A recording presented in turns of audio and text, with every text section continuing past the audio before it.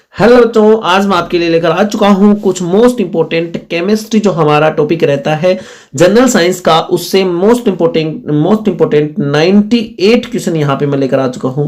लेके तो आने 100 चाहिए थे, लेकिन कुछ क्वेश्चन जो 2 क्वेश्चन है वो बहुत गलती से जो मिस हो गए हैं, तो उनको उनकी तरफ बिल्कुल भी ध्यान नहीं देते हुए आपको 98 क्वेश्चंस की बिल्कुल ध्यान से प्रैक्टिस करनी है। न्यूट्रॉन की खोज किसने की थी भाई? जेम्स चैडविक ने की थी। ऑप्शन बी यहां पे आपका राइट आंसर हो जाएगा। इलेक्ट्रॉन पर कौन सा आवेश होता है? ऋणात्मक आवेश होता है। आगे पूछ रहा है परमाणु क्रमांक किसके बराबर होता है? तो प्रोटॉनों की संख्या के बराबर होता है क्या भाई? परमाणु क्रमांक। समस्थानिक आइसोटोप में किसकी संख्या समान रहती है? तो आइसोटोप में भाई किसकी संख्या समान रहती है? तो एक चीज ध्यान रखेंगे, हमारे पास 2 होते हैं, एक आइसोटोप होते हैं, मतलब एक समस्थानिक होते हैं, ठीक है, एक समस्थानिक होते हैं, एक होते हैं हमारे पास समभारिक। क्या होते हैं भाई? समभारिक, है ना। तो यहां पे एक चीज तरीके से आप याद कर सकते हैं कि यहां पे आपको देखो भार दिख रहा होगा। क्या दिख रहा है? भार, है ना। देखो यहां पे साफ साफ दिख रहा है समभारिक।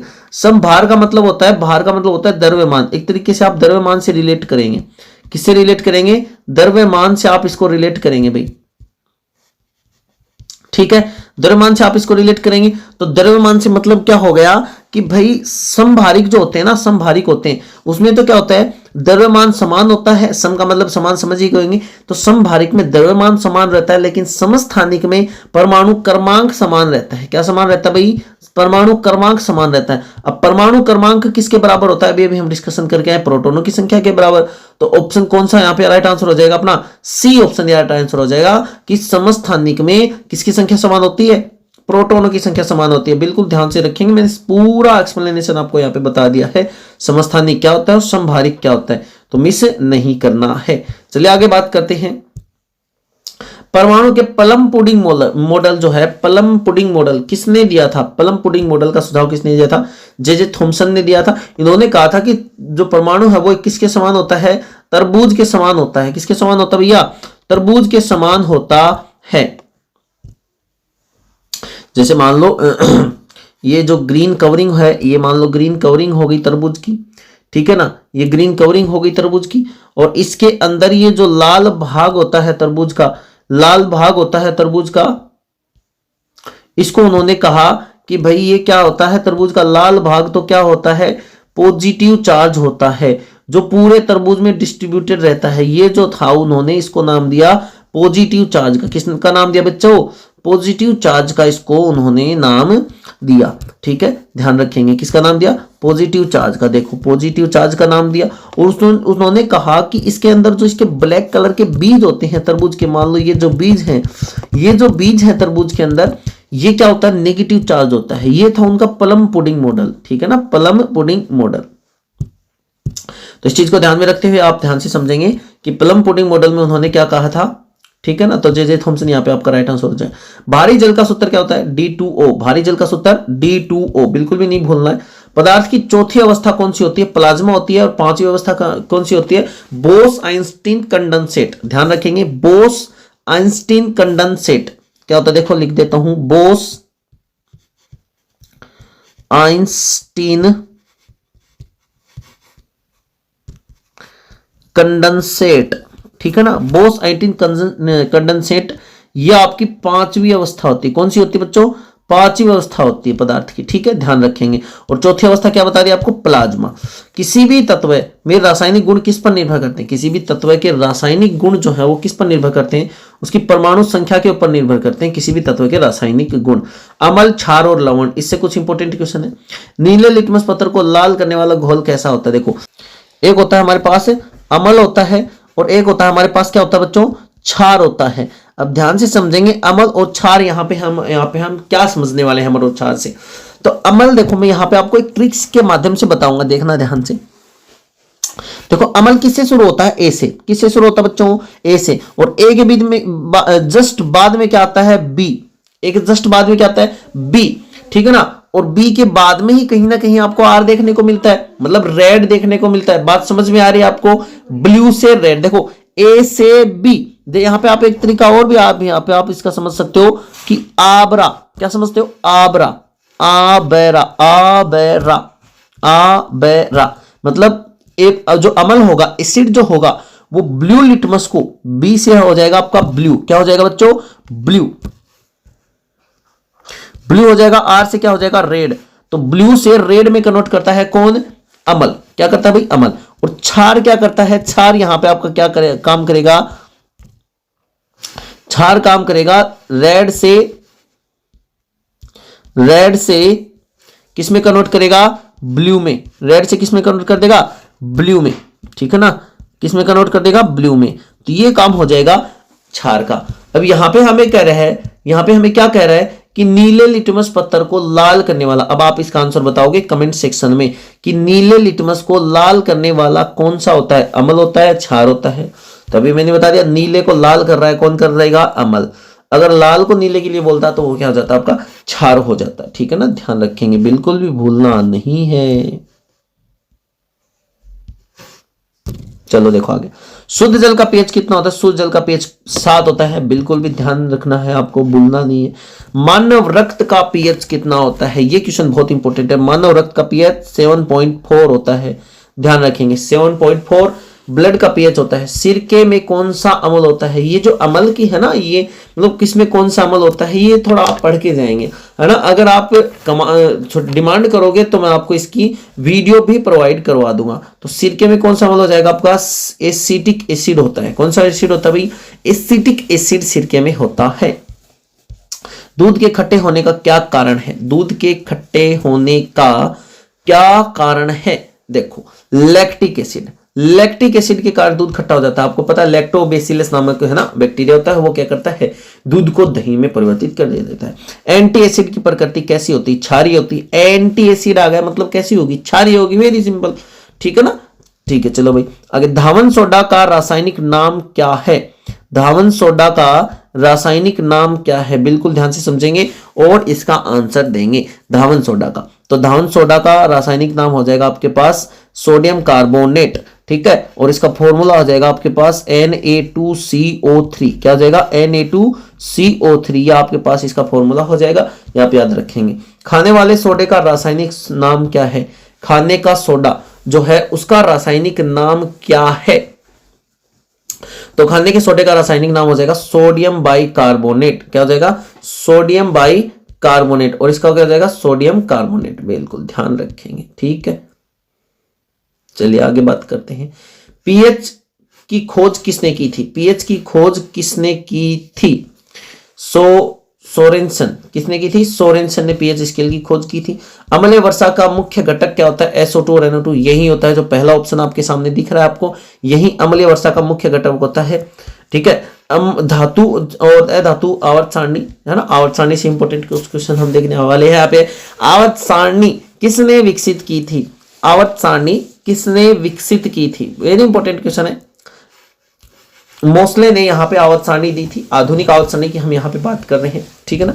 सबसे हल्की धातु कौन सी है, सबसे हल्की धातु लिथियम होती है, ठीक है ना। सबसे हल्की धातु कौन सी होती है, लिथियम होती है। कौन सी धातु कमरे के ताप पर तरल होती है, पारा हो जाएगी, है ना, Hg, जिसको आप बोलते हो, क्या बोलते हो, Hg, ठीक है। ए धातु जो बिजली की अच्छी सुचालक होती है, कौन सी होती है, ग्रेफाइट, ए धातु है लेकिन विद्युत की क्या है, सुचालक है। भविष्य का ईंधन किसे कहा जाता है, हाइड्रोजन को, ये भी इंपॉर्टेंट है भाई, इंपॉर्टेंट है, इंपॉर्टेंट है, इंपॉर्टेंट है, बहुत ज्यादा इंपॉर्टेंट है कि भविष्य का ईंधन जो है किसको कहा जाता है, हाइड्रोजन को कहा जाता है। पीतल जो है किस किस का मिश्रण है, पीतल किस किस का मिश्रण है, कॉपर प्लस जिंक का मिश्रण है ना। पीतल जो है कॉपर प्लस जिंक का मिश्रण है, ये ध्यान रखेंगे आप, ठीक है। जंग लगने पर लोहे का भार घटता है या बढ़ता है, अच्छा क्वेश्चन है। जंग लगने पर लोहे का भार बढ़ता है, ठीक है। सबसे कठोर प्राकृतिक पदार्थ कौन सा है, हीरा, सबसे कठोर प्राकृतिक पदार्थ हो जाएगा, कौन हो जाएगा भाई, हीरा, ठीक है ना। हेलोजन ग्रुप में सबसे अधिक अभिक्रियाशील तत्व कौन सा है, सबसे अधिक अभिक्रियाशील तत्व हेलोजन ग्रुप में कौन सा होता है भाई, फ्लोरीन होता है, ध्यान रखेंगे। चूने के पानी को दूधिया करने वाली गैस कौन सी होती है, CO2, चूने के पानी को दूधिया करने वाली जो गैस होती है वो CO2 होती है। यहाँ पे गलती से आपको आंसर भी टाइप हो गया था, ठीक है ना, तो बी ऑप्शन यहाँ पे आपका राइट आंसर हो जाएगा, ठीक है। चलिए आगे देखिए, एलपीजी का मुख्य घटक क्या है, एलपीजी का मुख्य घटक आपके पास हो जाएगा मीथेन, जो गैस होती है वो एलपीजी का मुख्य घटक होती है, ठीक है। मीथेन जो गैस होती है वो एलपीजी का मुख्य घटक होती है। सॉरी भाई, एक थोड़ी सी मिस्टेक होगी यहाँ पे, हम CNG की बात करें, हम CNG की बात करें तो उसके तो हम LPG का मुख्य घटक आपका हो जाएगा option number C, propane plus butane जो है एलपीजी का मुख्य घटक हो जाएगा। प्राकृतिक गैस CNG, प्राकृतिक गैस CNG का मुख्य घटक क्या है? इसका आ जाएगा आपका मेथेन। क्या आ जाएगा भाई? मेथेन। ठीक है ना, दोनों क्वेश्चन मैं आपके लिए लेकर आ चुका हूं। कच्चे फलों को पकाने के लिए प्रयुक्त कौन सी गैस होती है? एसिटिलीन जो गैस होती है वो कच्चे फलों को पकाने के लिए प्रयुक्त की जाती है। हर ऑप्शन, हर क्वेश्चन बिल्कुल ध्यान से समझना है। गोबर गैस का मुख्य रूप, गोबर गैस में मुख्य रूप से क्या पाया जाता है? गोबर गैस में भी मुख्य रूप से क्या पाई जाती है भाई? मीथेन पाई जाती है। नाभिकीय रिएक्टर में मंदक के रूप में किसका उपयोग किया जाता है? बहुत बार पूछा गया क्वेश्चन है, बहुत बार, एक बार की बात नहीं कर रहा मैं, बार बार पूछा गया क्वेश्चन है कि नाभिकीय रिएक्टर जो है उसमें मंदक के रूप में किसका उपयोग करते हैं? तो मंदक के रूप में भारी जल का भी उपयोग कर लेते हैं और ग्रेफाइट का भी उपयोग कर लेते हैं। तो यहाँ पे ए एंड डी दोनों आपके राइट आंसर होंगे। ठीक है ना। कोयले की सबसे उच्चतम श्रेणी, ये बिल्कुल ध्यान रखेंगे भाई कि कोयले की कौन कौन सी श्रेणी होती है, ये क्वेश्चन भी आपको करके जाना है। तो कोयले की सबसे उच्चतम श्रेणी जो होती है वो एंथ्रेसाइट होती है। रॉकेट में ईंधन के रूप में किसका उपयोग किया जाता है? तरल हाइड्रोजन का, पेट्रोल का, अल्कोहल का और मिट्टी के तेल का। तो रॉकेट में ईंधन के रूप में यहाँ पे आपका तरल हाइड्रोजन का उपयोग किया जाता है। पॉलीथीन किसका बहुलक है? पॉलीथीन किसका बहुलक है? तो एथिलीन का क्या है भाई? पॉलीथीन बहुलक है। प्राकृतिक रबर किसका बहुलक है? प्राकृतिक रबर जो है आपका किसका बहुलक है? आपका हो जाएगा आइसोप्रीन का बहुलक है प्राकृतिक रबर। बुलेट प्रूफ जैकेट बनाने के लिए किसका उपयोग किया जाता है? बुलेट प्रूफ जैकेट बनाने के लिए केवलर का उपयोग किया जाता है। दैनिक जीवन में रसायन हंसाने वाली गैस कौन सी है? N2O। ठीक है ना, N2O। साधारण नमक रासायनिक सूत्र NaCl। शुष्क बर्फ, शुष्क बर्फ किसको कहते हैं? ठोस कार्बन डाइऑक्साइड जो होती है उसको शुष्क बर्फ के नाम से ही जाना जाता है। चिट्टी के काटने पर अमल, शरीर में कौन सा अमल जो है वो जाता है ना, कौन सा अमल प्रवेश करता है? तो फॉर्मिक एसिड यहाँ पे चिट्टी के काटने से शरीर में प्रवेश कर जाता है। पेंसिलों में किसका उपयोग किया जाता है? ग्रेफाइट का उपयोग किया जाता है। ओजोन परत को नुकसान पहुंचाने वाली CFC क्लोरोफ्लोरोकार्बन गैस हो जाएगी। प्लास्टर ऑफ पेरिस का सूत्र क्या हो जाएगा? CaSO4 ये हो जाएगा प्लास्टर ऑफ पेरिस का। और यहाँ पे जो ए ऑप्शन दे रखा है यह आपका है जिप्सम का। ठीक है ना, किसका है? जिप्सम का रासायनिक सूत्र, आप ध्यान रखेंगे। ठीक है, चलिए आगे बात करते हैं। ब्लीचिंग पाउडर का रासायनिक नाम, ब्लीचिंग पाउडर का रासायनिक नाम क्या है?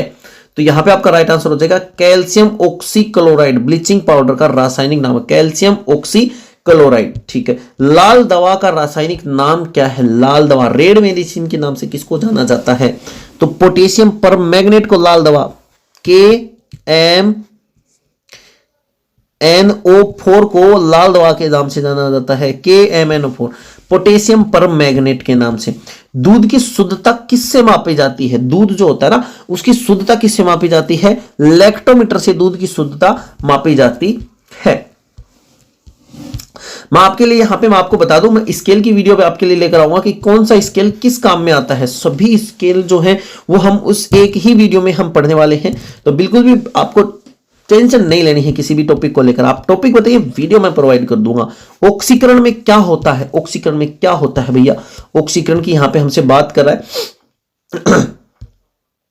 देखो ध्यान से, क्वेश्चन के सारे ऑप्शन पढ़ो और फिर इसका आंसर सोचने की कोशिश करना कि ऑक्सीकरण में क्या होता है भाई? इलेक्ट्रॉनों की हानि होती है। ध्यान रखना, इलेक्ट्रॉनों की क्या होती है? हानि होती है। तो अपचयन में क्या होता है? इलेक्ट्रॉनों को लाभ होता है। देखो ऑक्सीकरण का मतलब होता है, ऑक्सीकरण का मतलब होता है उपचयन। क्या होता है? उपचयन।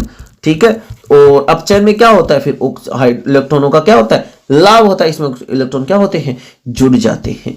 ठीक है। लोहे पर जस्ते की परत चढ़ाने की प्रक्रिया को क्या कहते हैं?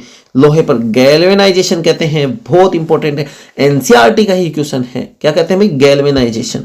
सोने को घोलने के लिए किसका उपयोग किया जाता है? सोने को घोलने के लिए किसका उपयोग किया जाता है? तो एक्वारेजिया होता है। ठीक है ना, एक्वारेजिया होता है जो HCl प्लस HNO3 के मिश्रण से बनाया जाता है। ठीक है ना, तो उसको एक्वारेजिया बोला जाता है। और उसी को ही, उससे ही क्या होता है? सोने को घोलने के लिए उसका उपयोग किया जाता है। चलिए, फोटोग्राफी में प्रयुक्त होने वाला रसायन क्या है? Silver bromide, sodium chloride, silver bromide आ जाएगा आपका AgBr। AgBr यहां पे आपका राइट आंसर हो जाएगा। आतिशबाजी में हरा रंग किसके कारण होता है? आतिशबाजी में जो है हरा रंग किसके कारण होता है? बेरियम के कारण हरा रंग देखने को मिलता है। आतिशबाजी में लाल रंग किसके कारण होता है? आतिशबाजी में लाल रंग किसके कारण होता है? ये इंस्ट्रोंसियम या इंस्ट्रांसियम भी इसको बोल देते हैं, इसके कारण होते हैं। अश्रु गैस का रासायनिक सूत्र है, आंसू आने वाली, नाइट्रस ऑक्साइड। अश्रु गैस का रासायनिक सूत्र, रासायनिक नाम क्या हो जाएगा? क्लोरोएसिटोफेनोन, यह आपका अश्रु गैस हो जाएगी। और ये जो मैंने नाइट्रस ऑक्साइड बोला है, ये हंसने वाली गैस है जो अभी अभी आया था, N2O, ठीक है ना। ये थी हंसने वाली गैस N2O नाइट्रस ऑक्साइड, और ये है क्लोरोएसिटोफेनोन, ये है अश्रु गैस के नाम से इसको जाना जाता है। सूर्य का ऊर्जा का स्रोत क्या है? नाभिकीय खंडन या संलयन? संलयन क्या है? संलयन, बिल्कुल ध्यान रखेंगे। नाभिकीय संलयन जो है वो सूर्य की ऊर्जा का स्रोत है। अकीरीय गैसों की संयोजकता बिल्कुल 0 होती है। भारी जल का अणुभार कितना होता है? भारी जल का अणुभार कितना होता है भाई? ध्यान रखेंगे 20 होता है भारी जल का अणुभार। वायु क्या है? वायु क्या है ना? यौगिक है, तत्व है, मिश्रण है, या फिर कह सकते हैं धातु है। तो वायु क्या है? मिश्रण है, क्योंकि इसमें कई सारे तत्वों का ऑटोमेटिक मिश्रण है। स्टेनलेस स्टील लोहे के साथ मिलाकर, मतलब किसको मिलाकर बनाया जाता है? स्टेनलेस स्टील बनाने के लिए लोहे के साथ किसको मिलाया जाता है? क्रोमियम प्लस निकल को मिलाकर स्टेनलेस स्टील का निर्माण किया जाता है। किसके साथ? लोहे के पास। गन पाउडर किसका मिश्रण है? गन पाउडर जो है वो किसका मिश्रण है? मतलब सारे के सारे क्वेश्चन लेकर आए हो, मैं एक भी क्वेश्चन नहीं छोड़ेंगे हम। गन पाउडर यहाँ पे आपके पास क्या हो जाएगा भाई? किसका मिश्रण? सल्फर, चारकोल, सोरा, मतलब KNO3, सल्फर, चारकोल और सोरा, इनका मिश्रण क्या है? गन पाउडर के नाम से जाना जाता है। कांच क्या है? तरल है, अतिशीतित तरल है, क्रिस्टल या ठोस है, और बहुलक है। क्या है? अतिशीतित तरल है। फिटकरी का उपयोग किसके लिए किया जाता है? जल के शुद्धिकरण के लिए, उर्वरक के लिए, पेंट बनाने के लिए और औषधि के लिए। तो जल के शुद्धिकरण के लिए हम फिटकरी का उपयोग कर सकते हैं। स्याही के धब्बे हटाने के लिए कौन सा अम्ल उपयोग कर सकते हैं? स्याही के धब्बे हटाने के लिए कौन सा? ऑक्सैलिक एसिड हम यहाँ पे उपयोग कर सकते हैं स्याही के धब्बे हटाने के लिए। सफेद स्वर्ण, सफेद सोना या सफेद स्वर्ण किसको कहा जाता है? सफेद स्वर्ण किसको कहा जाता है भाई? प्लेटिनम को सफेद सोना कहा जाता है, ठीक है। द्रव्य सोना किसको कहा जाता है? पारा, पेट्रोलियम, एक्वारेजिया और सोना किसको कहा जाएगा? पेट्रोलियम को, है ना। पेट्रोलियम को द्रव्य सोना भी या फिर ब्लैक गोल्ड भी कहा जाता है ना। ब्लैक गोल्ड, एनसीईआरटी में एक टर्म है ब्लैक गोल्ड की, ठीक है ना। ब्लैक गोल्ड, ब्लैक गोल्ड भी किसको कहा जाता है भाई? इसको पेट्रोलियम को ब्लैक गोल्ड भी आप कह सकते हो, ठीक है। यूरिया में नाइट्रोजन कितना प्रतिशत होता है? यूरिया में नाइट्रोजन कितना प्रतिशत होता है भैया? 46% नाइट्रोजन होता है। पर्यावरण से संबंधित ग्लोबल वार्मिंग का मुख्य कारण क्या है? ग्लोबल वार्मिंग का मुख्य कारण CO2, क्या है भैया? CO2, ठीक है। चलिए आगे बात करते हैं। सौर सेल में किसका उपयोग किया जाता है? सौर सेल जो होती है ना, उनमें किसका उपयोग किया जाता है? सोडियम का। सौर सेल सोडियम, सोडियम। कृत्रिम वर्षा कराने के लिए किसका उपयोग करते हैं? Silver nitrate, silver iodide, potassium chloride और सूखा बर्फ किसका उपयोग करते हैं? यहां पे आपका राइट आंसर हो जाएगा सिल्वर आयोडाइड का है वो इसमें उपयोग किया जाता है कृत्रिम वर्षा करवाने के लिए। मतदान के समय उंगलियों पर लगाई जाने वाली स्याही, मतदान के समय उंगलियों पर लगाई जाने वाली स्याही जो मतलब लंबे समय तक मिटती नहीं है, वो क्या होती है? Silver bromide, silver nitrate, silver chloride और सिल्वर आयोडाइड। क्या होती है वो? सिल्वर नाइट्रेट होती है वो, जो ज्यादा समय तक मिटती नहीं है, लंबे समय तक आपकी उंगलियों पे चिपकी रहती है। चूहे मारने की दवा जिंक फॉस्फाइड होती है। चूहे मारने की दवा। विटामिन सी का रासायनिक नाम क्या है? विटामिन के रासायनिक नाम भी आप याद कर रखोगे, एस्कॉर्बिक एसिड यहां पे आपके पास विटामिन सी का रासायनिक नाम हो जाएगा, ठीक है। आगे देखें, नीला थोथा किसको कहा जाता है? नीला थोथा कॉपर सल्फेट को कहा जाता है, क्योंकि इसका कलर जो होता है ब्लू कलर का कॉपर सल्फेट होता है, इसलिए इसको नीला थोथा भी कह देते हैं।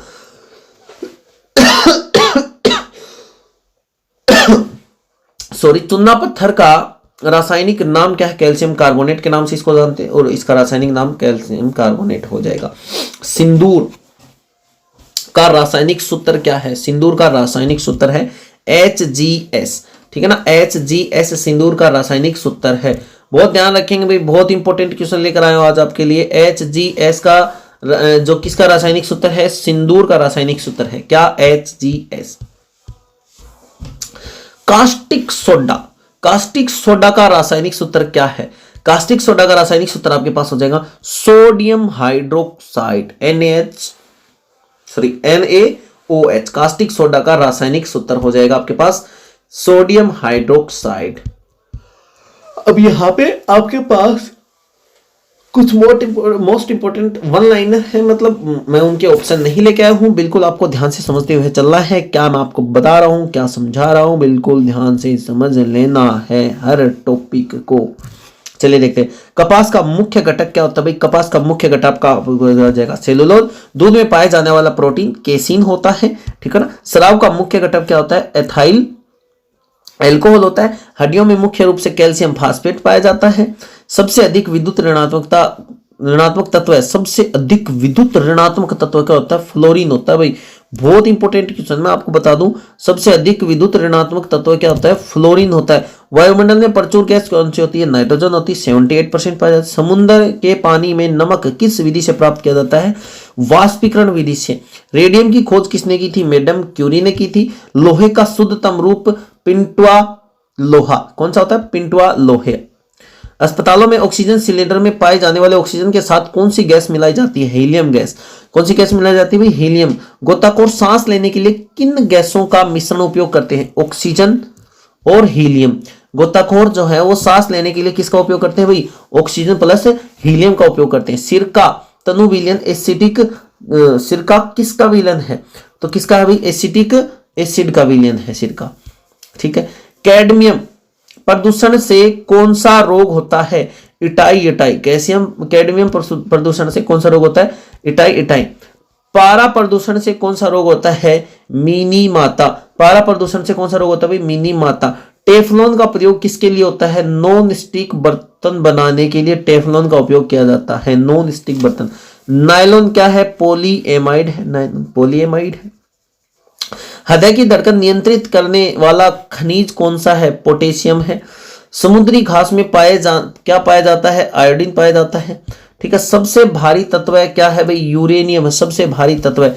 शुद्ध सोना कितने कैरेट होता है? 24 कैरेट होता है। तो ये थे आज आपके कुछ महत्वपूर्ण क्वेश्चन जो मैं आपको यहाँ पे करवा चुका हूं। बिल्कुल ध्यान से एक भी क्वेश्चन को मिस नहीं करना है। बात आई समझ में? क्या नहीं करना है? मिस नहीं करना है। किसी भी क्वेश्चन को अगर मिस करोगे तो पछताओगे, सीधी सी बात है भैया। पढ़ना तो पड़ेगा, मिस नहीं करना किसी भी क्वेश्चन को, और ध्यान से समझते हुए चलना है। सभी क्वेश्चन को आप एग्जाम से पहले अगर याद कर जाते हो, समझ जाते हो, एक बार इस वीडियो का रिवाइज करवा जाते हो। मात्र देखो 24 मिनट की वीडियो हुई है, इसमें हमने 100 क्वेश्चन कर लिए हैं, ठीक है ना। तो किसी भी क्वेश्चन को भूलना नहीं है। वीडियो अगर एक बार समझ में नहीं आए, लिखने की कोई जरूरत नहीं है, आप इसको बार बार अगर एक दो बार देख लोगे तो आपको बिल्कुल समझ में आ जाएगी, ठीक है ना। ऐसे ही अगर और क्वेश्चनों की वीडियो चाहिए तो हमारे चैनल को सब्सक्राइब कीजिए, और अगर आपको पर्टिकुलर टॉपिक अगर आप वीडियो चाहते हो तो आप कमेंट सेक्शन में बता सकते हो, वो मैं आपको प्रोवाइड करवा दूंगा, ठीक है। चलिए आज के लिए बस इतना ही। थैंक यू, धन्यवाद।